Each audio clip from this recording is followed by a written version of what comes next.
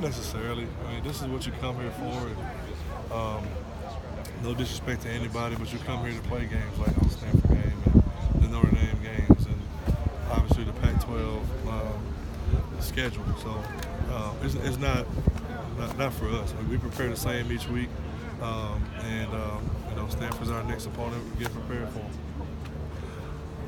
Was the game plan for you guys? You played a lot of football players on Saturday. Was that the plan going into that game? Yeah, offensively we did want to rotate guys that have been doing well, you know, since spring training camp, and you want to reward those guys for how much better they've gotten. Whether it was the offensive line, we only had 2 tight ends, so it wasn't a whole lot of rotating there. But at receivers, we wanted to play those guys, and really wish, you know, Devin and Randall could have got a little bit more reps, but it was a situation where they've been doing really good, and you want to play them. You want to play all your running backs. You want to play all the receivers, and they all can play. So it's a good problem to have, if you will. But yeah, that was the plan going in, regardless of the situation. And those guys were playing when the game wasn't, you know, out of proportion. So we have trust that they can go out and get the job done. Trevon's been a guy, watching practice, one of those guys who looked like he could break out. Yep. Like, even with his first year here, he looked like a guy who could break out. Is there something you're seeing out of him this year that got him to the point? I mean, those were 3 big plays he made on Saturday. Yeah, he's been consistent. You know, Trevon's been making those plays consistently throughout camp. And he's a young man that we have a lot of trust in.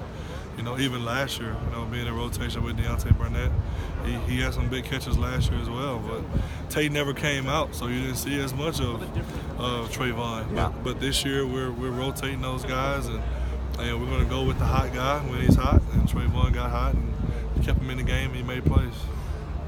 In watching film, was there anything that stood out to you guys that you're like, damn, like maybe we were really close to doing really well? Yeah, it was what I call missed opportunities. The missed opportunities in the red zone to get touchdowns. Yeah. And you know, a couple drops where we could have had touchdowns. One really hard catch with Tyler, but you know, I expect to make that play here at USC. And then, you know, some missed throws. We missed 2 guys that were open in the red zone. So those were the ones that are close. But when you have, you know, true freshman quarterback playing with these receivers in a real game for the first time, you expect some of that.